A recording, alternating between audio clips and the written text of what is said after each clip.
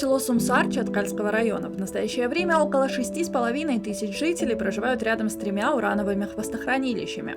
2 из них расположены на берегу реки Сумсар, которая протекает через поселок. По данным МЧС, эти хранилища относятся к опасным объектам 4 класса.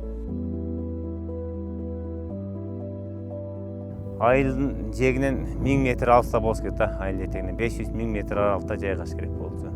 Себеби ал нерсеге көп көңүл бурулган эмес да.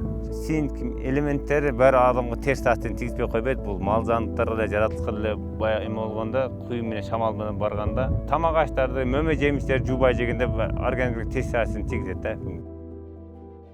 В 2020 году ПРООН провел работы по снижению рисков, связанных с опасными отходами в селах Канбаткенской и Сумсар-Джалалабадской областях при финансовой поддержке шведского агентства по охране окружающей среды. В 2 селах была проведена оценка экологической ситуации, а также проведены специальные тренинги для жителей, проживающих рядом с урановыми хвостохранилищами и опасными отходами. В ходе тренинга жители сел получили информацию о текущей ситуации, воздействии опасных отходов на организм человека, как вести себя в случае радиации, токсического заражения и как подготовиться к чрезвычайным ситуациям и стихийным бедствиям. Урматтуу кесиптештер, биздин Сумсар айылындагы өзгөчө кылдалар боюнча 3 хвостохранилище боюнча өзүчө сүйлөшүп талкуулап алсак жакшы болот экен. Произведена закупка детекторов и программного оборудования для сотрудников Министерства чрезвычайных ситуаций для проведения мониторинга с целью предупреждения разрушений в хранилищах. В целях защиты питьевых и сельскохозяйственных водотоков от возможного загрязнения проложены трубы, построены дренажные каналы, установлены габионные сетки вдоль проймы реки.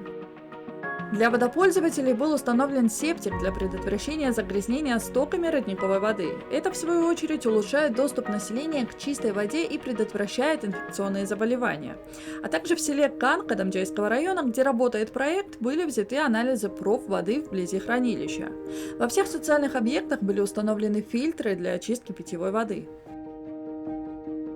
Bizde balдар içip жатқан су, бұл балдардың денсаулығы үшін өте маанилүү. Ең орчундуу маселе болчу бул ата-энелер коптонбойбузда биздин балдар бакчада, мектепте таза суу менен камсыз болот. Анан биздин элдерибиз дагы ошол жерден суу алып кетишет фильтрден. Поскольку эти районы долгое время считались опасными, для ликвидации возможных чрезвычайных ситуаций был сформирован отряд из добровольцев-спасателей. Из-за недостатка средств местного самоуправления ПРООН предоставил отряду спасателей комплекс средств индивидуальной защиты, инструменты и инвентарь для проведения спасательной работы.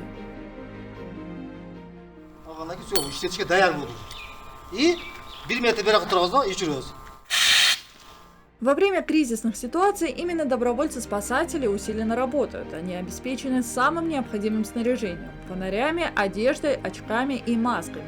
В случае любой опасной ситуации наличие указанных предметов значительно облегчает работу. Мисалы өрт чыгаткан болсо, бизден биринчи 101-ге чалган болсок, бизге эң жакын өрт өчүрүүчү команда бул Кыргызтак айылында, бул бизден 20 километр алыста жайгашкан. Бул өзгөчө кырдаалдан ошондой кырсыктардан Кудай сактасын, но в случае ушундай чрезвычайный ситуация болуп калса же өзгөчө кырда болуп калса, ушу колдонушка бизде биринчи мындай керектелүүчү жабдыктар менен колдонсок болот да. И ушуга үйрөтүлгөн жылда биз команданы жаңылап турабыз.